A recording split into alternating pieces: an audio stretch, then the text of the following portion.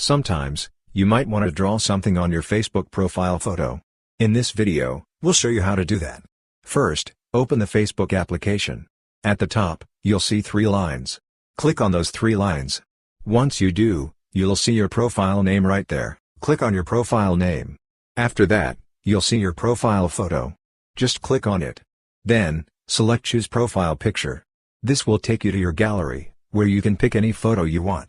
Or, if you prefer a photo from your Facebook profile, you'll see an Uploads option. Click on Uploads, and you'll see the photos from your Facebook profile. For example, let's say I'm choosing this photo. If you want to draw something on it, here's what you do: click on this button. When you do, you'll see the Doodle option. Click on Doodle, and you can draw whatever you like.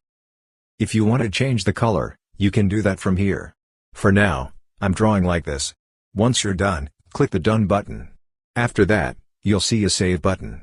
Click on Save, and your profile photo will be updated. That's how you can easily draw on your Facebook profile photo. Hope this video was helpful for you. If you found it useful, consider subscribing. See you in the next video.